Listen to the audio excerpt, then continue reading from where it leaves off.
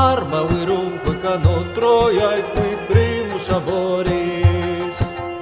Italia fato profugus lavinia juvenit. Litora multu ille terris iactatus et alto.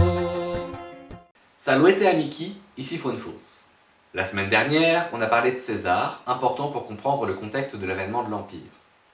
Aujourd'hui, on va parler du premier véritable empereur de Rome, même si c'est un peu plus compliqué que ça, Auguste. Clarifions un point. À Rome, on peut changer ou étendre son cognomène, surnom, en fonction de ce que l'on fait dans sa vie. Dans le cas d'Auguste, on lui donne ce surnom en -27. Avant cette date, je vais parler d'Octave, son prénom.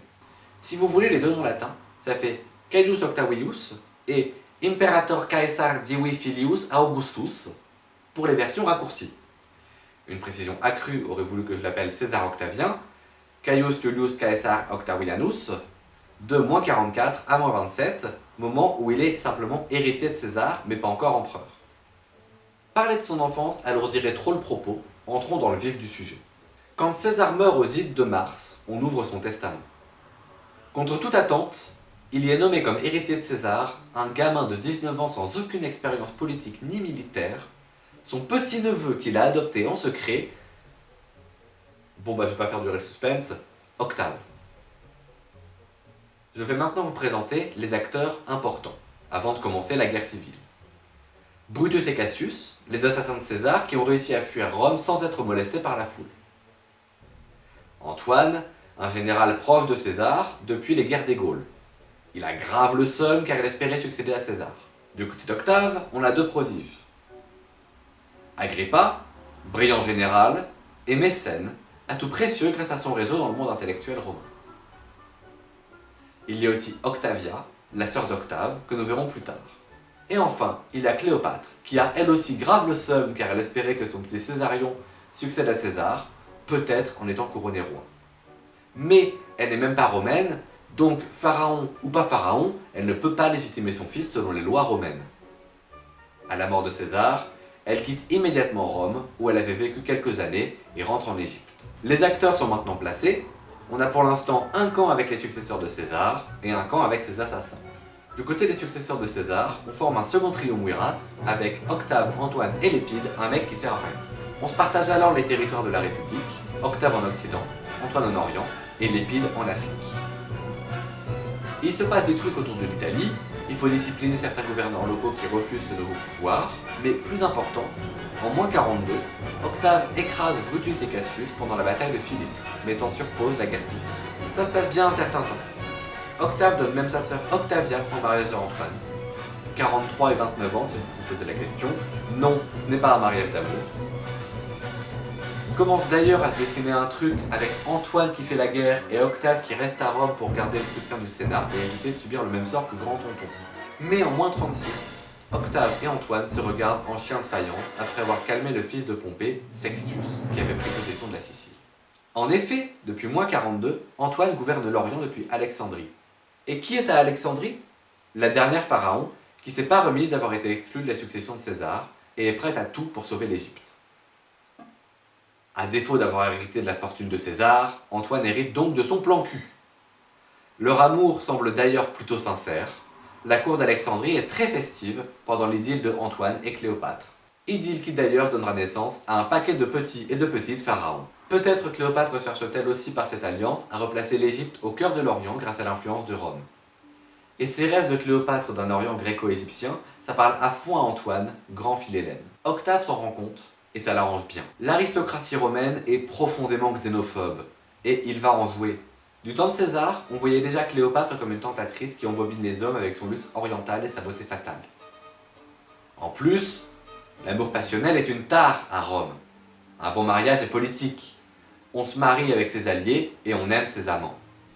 Octave se procure, on sait pas trop comment, le testament d'Antoine et le lit devant le Sénat. Il compte légitimer ses fils avec Cléopâtre! Une honte! Là, Mécène et Octave nous montrent tout leur talent pour la communication politique. C'est le festival de la propagande.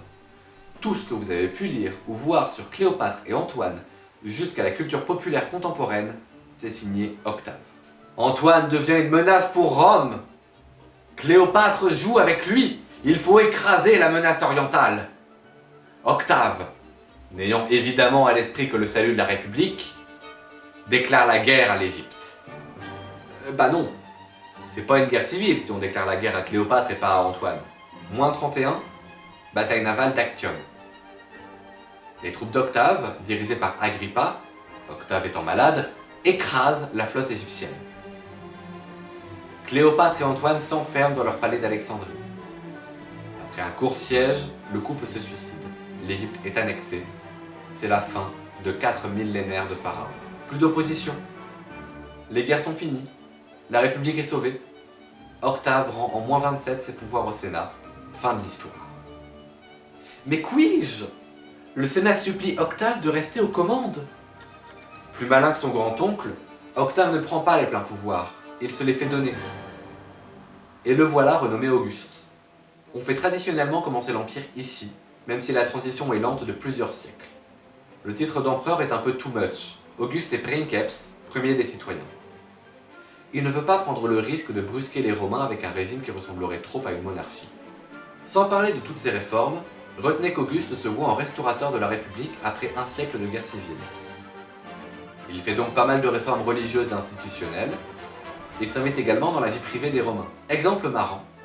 Auguste va durcir les peines pour adultère en tentant de discipliner un peu les mœurs publiques avec la Lex Julia de Adulteris et Pudicitia de moins 18. Pendant ce temps, sa fille Julia, née en moins 39, a une vie plutôt libre.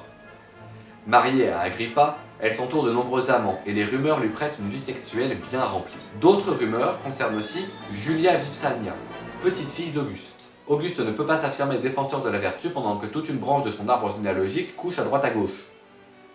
Donc, il envoie tout ce petit monde, les deux Julie et Agrippa, en exil sur l'île de Pandateria. Leur interdit le vin et contrôle personnellement tout individu masculin s'approchant de sa fille. Il surnomme même cette petite famille ses trois abcès. Et on raconte que leur évocation lui faisait s'exclamer « Plût au ciel que je ne fusse pas marié et que je fusse mort sans descendance ».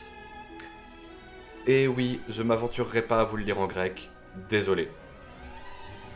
Et s'exclamer des trucs, il n'a pas fini de le faire. Sous Auguste, on tente d'étendre les conquêtes de César, notamment par la prise de la Magna Germania. Mais la Germanie n'est pas aussi facile à tenir que les Gaules. En 9, le gouverneur Quintilius Varus, qui se déplaçait avec 3 légions, tombe dans une embuscade préparée par son aide de camp Arminius. C'est la bataille de Teutobourg, désastre militaire gravissime. On parle de la perte de plusieurs légions, catastrophe stratégique pour un empire qui subit des pressions au nord et à l'est, et des aigles d'or portés par les légions, humiliation symbolique. Selon Suétone, Auguste aurait passé plusieurs semaines à se taper la tête contre les murs en hurlant « Quintilevare legiones rede » Quintilius Varus, rends-moi mes légions. Après tout cela, Auguste meurt à 77 ans en 14, mettant fin à l'un des règnes les plus longs de l'histoire romaine, marqué par une fièvre réformatrice et édificatrice. Selon Suétone encore, les travaux et réformes d'Auguste furent si importantes qu'il pouvait se vanter à juste titre de laisser de marbre une ville qu'il avait trouvée de briques. Et on se retrouve la semaine prochaine pour parler de Tibère. Arcebat longe latio multosque per annos, errabant actifatis Marionia circo, tantae modis erat Romana convergente,